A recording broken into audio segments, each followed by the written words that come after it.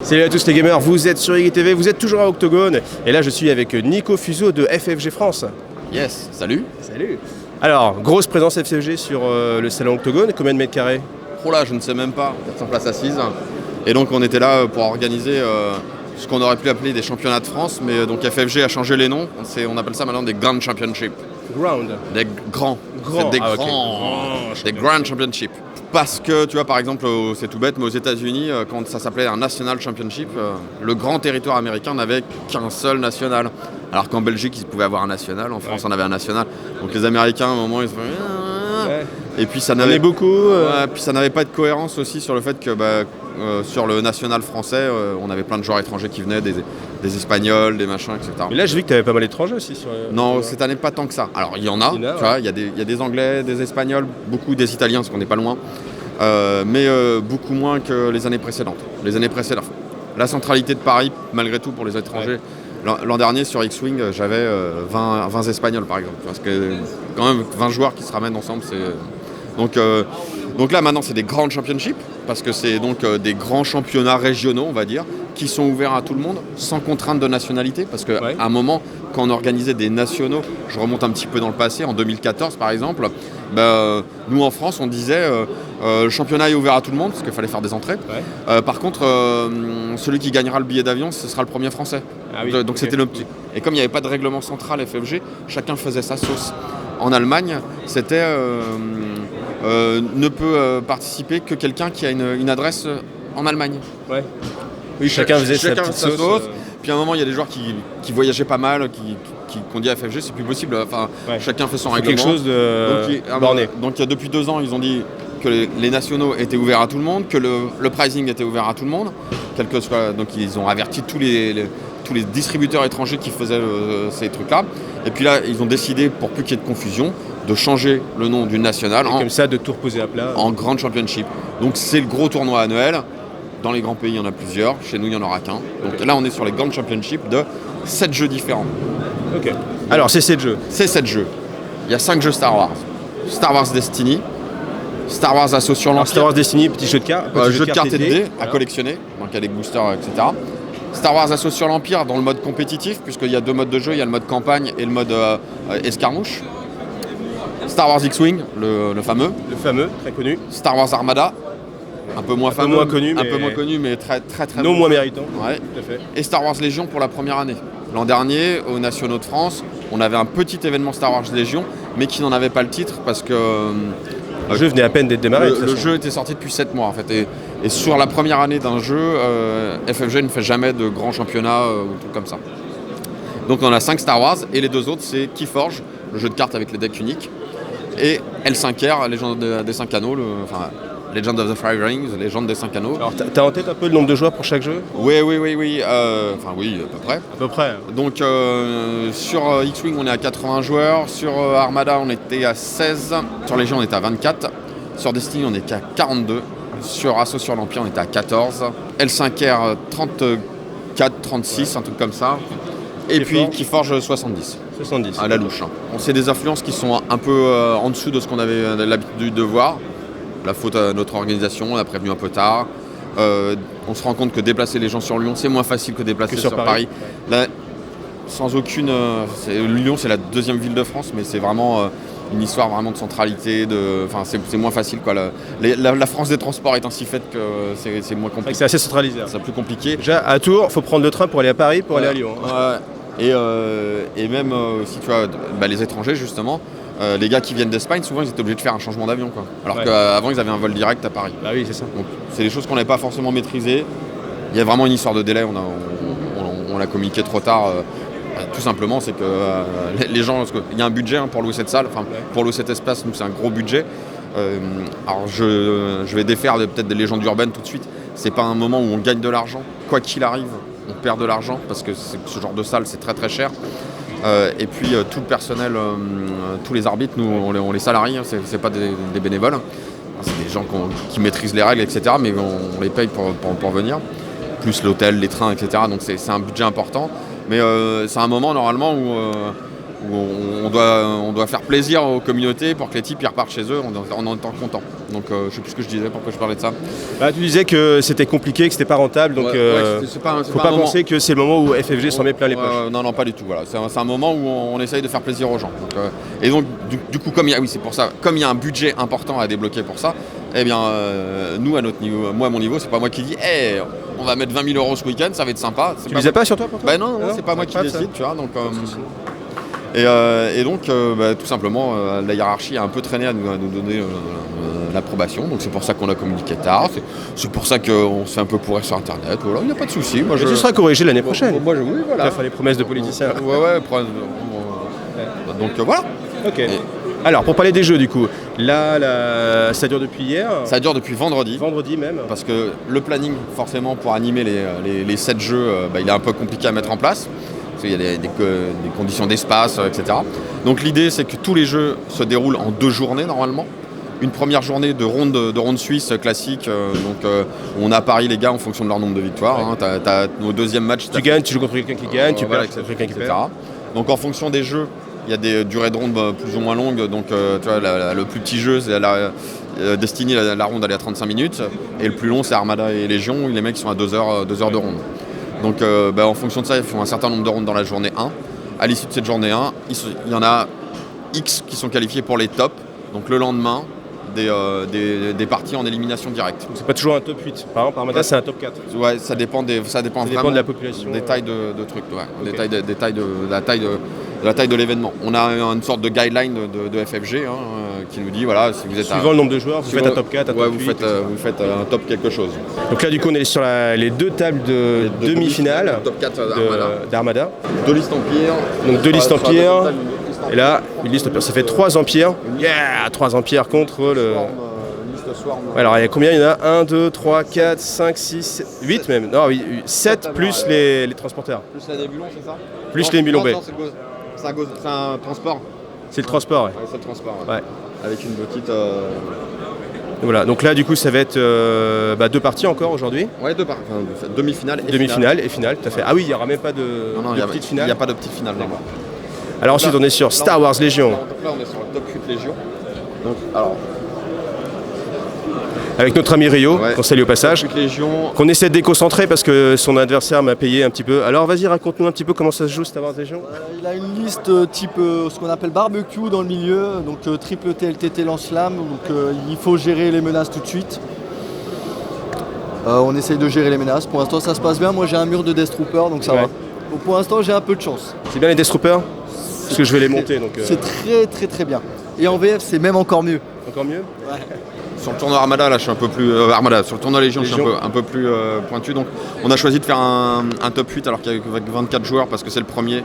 Donc, on a le côté un peu friendly, tu vois, les gars avaient 4 rondes. Puis ça nous permettait vraiment tous les gars qui étaient à 3-1, ils étaient 4-0, 3-1, ils étaient qualifiés. Et puis du coup en termes de représentation on a toujours dit que l'Empire était plus fort. Là il y a 5 listes rebelles et 3 listes Empire sur les 8 quoi, tu vois.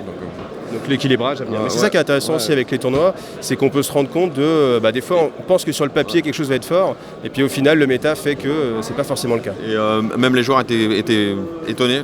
Ce matin quand ils m'ont dit alors c'est quoi la répartition, je dis c'est 5 rebelles, 3 empires. Ils font ah bon, voilà. Donc là, on a 4 tables de jeu. Oui. Ensuite, qu'est-ce qu'on va avoir d'autre? Alors, donc, ce qui se passe souvent dans ces événements, c'est ce qu'on appelle donc les side events. C'est-à-dire que les joueurs qui sont sortis en journée 1 ou même qui sont sortis après une première manche en éliminatoire, eh bien, ont toujours envie de jouer. Ouais, normal. Donc, tu as envie de jouer. Ouais, ils ont pris leur week-end pour loin de la maison, des enfants, de la femme, tout ça, etc. C'est pour jouer. Donc on a des événements, des side events, des tournois annexes qui permettent de remporter des lots supplémentaires. Donc, cette année par exemple, on a expérimenté un truc. On a mis en place un système de prize ticket. Donc en fonction de la durée de partie, pour chaque partie que tu fais, tu gagnais des points, des bons points. Comme à l'école. En fait, moi ça m'avait pensé à la pêche au canard. Ouais. En fait, tu récupères les points à l'époque de la pêche au canard. Ouais. Et tu choisis en fonction du nombre de points ce que tu peux gagner. Et après, on a mis en place donc, un prize wall, tu vois, parce qu'à l'anglaise, tout de suite, un prize wall, c'est tout de suite plus classe. Donc en fait, il y a plein de goodies qu'on avait cachés dans nos entrepôts, qu'on a ressortis, et des goodies pour tous les jeux. Et donc les gars, pour simplifier les choses, en plus, même s'ils jouaient avec X-Wing, ils pouvaient acheter des goodies Destiny s'ils voulaient, quoi. Donc Et c'est un système qui a été pas mal apprécié par les joueurs. Donc c'est un truc qu'on... Mais ça, c'est préconisé par FFG dans le règlement ou c'est... Non, ça c'est notre sauce à nous. Parce qu'en fait, FFG nous fait on achète les kits Grand Championship. Donc là, il y a une répartition sur laquelle on se conforme quand ils nous disent la répartition, c'est ça. Donc il y a des cartes promo, des tokens promo, etc. Pas de figurines, jamais de figurines par contre. Tout ça, on se conforme. Mais en plus, on s'est dit, on va faire le prize wall. Parce que sinon, quand on fait les side events... Quand tu fais le side event, tu dis bon, on met quoi en lot? Et là, on galérait souvent parce que si on voulait mettre plein de side events, par exemple Destiny, les side events, il y en a eu 5. Il y a eu le tournoi principal et il y a eu 5 side events. Donc les mecs, à un moment, il fallait les nourrir en lot parce qu'ils jouent pour le plaisir, mais ils jouent aussi pour avoir des lots. Quoi. Oui. Donc petites goodies en plus. Ouais, donc on s'est dit, on va pas mettre de lot sur les side events, on va faire un prize wall et puis comme ça, on va même mettre plein de choses. Quoi. Donc là, c'est un essai avec des restes de kits qu'on avait depuis des années, qu'on vendait plus, etc. Les années prochaines, si on fait ça, je pense qu'on va même fabriquer peut-être certaines goodies exprès. Tu vois, ouais. Alors sur X-Wing, c'est particulier, on avait 2 journées. C'est-à-dire qu'il y avait 2 journées de qualif, une le vendredi, une le samedi. Et les gars avaient 5 rondes. Et pour éviter des calculs compliqués de ce qu'on appelle la SOS, la Strength of Schedule. Il faut être balèze en English avec yes, donc la résistance en français. On avait décidé de qualifier tous les mecs qui étaient à 4-1. 4 victoires, 1 défaite. Et voilà, ils sont en top. Du coup, ça nous donne pas un nombre rond, tu vois, un 8 ou un 16. Donc là, ça nous a donné en fait 13 gars, je crois. Donc du coup, ça faisait un top 8 étendu. Il y a une première ronde ce matin éliminatoire où il y a 10 gars qui jouent. On va en avoir plus que 5. Et il y en a encore 3. Et après 5 et 3, 8, tu retombes sur tes pattes pour faire un top 8 normal, etc. Et donc derrière nous, on a une table spécifique. Ouais, on a une table spécifique sur la communauté X-Wing européenne. On a un gars qui est connu, là, le gars avec son t-shirt vert et qui est chauve, là. C'est Simon Green. Simon Green, c'est un Anglais qui vit en Espagne et qui fait de la retransmission Twitch des matchs. Alors, il a tout un matériel assez délirant. En particulier, je pense que tu l'avais déjà filmé, mais il file des bases de couleurs, etc. Il a tout customisé son matériel parce qu'il a donc 2 caméras, il filme, il a 2 points de vue. Et ensuite, il commente en direct, il est derrière son ordi, il commente les coups, il a une mise en page où tu vois les points de dommage sur les vaisseaux, etc. Et ça, on sait que c'est beaucoup de boulot, énormément de boulot. Ah ouais, et donc nous, pour le coup, Simon, il est super cool, super sympa. Donc nous, ça fait 3 ou 4 événements qu'on le book à chaque fois, on lui dit... C'est l'officiel FFG. C'est pas l'officiel FFG, mais en fait, il a commencé à faire ça comme il est anglais. Lorsqu'il y a eu le premier championnat d'Europe à Birmingham pendant la UK Game Expo, il est venu parce que c'était à côté de chez ses parents en fait. Genre il est venu en week-end voir ses parents, il a proposé au gars des FFG de faire ça et ça a fonctionné. Et du coup derrière, nous en tout cas en France on le book souvent parce qu'il s'entend bien avec nos arbitres français, il est cool, c'est super. Il a un t-shirt d'esquive. Ouais, le matériel qu'il a c'est génial. Et puis surtout c'est tout bête mais... on n'a pas d'équivalent français quoi. Ouais. C'est-à-dire qu'il n'y a pas un français qui nous dit hey, je peux vous le faire quoi. Donc voilà, une place à prendre les mecs. Voilà, c'est ça. Et là on est maintenant sur Keyforge qui est une nouveauté. Ouais, Keyforge, c'est une nouveauté, c'est sorti en novembre 2019, donc 2018.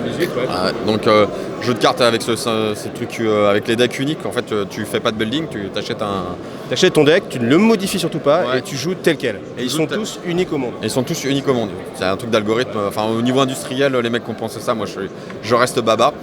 Et donc là, c'est pour ce premier Grand Championship français, on avait choisi un format, on voulait que ce soit un format compétitif en fait, vraiment compétitif.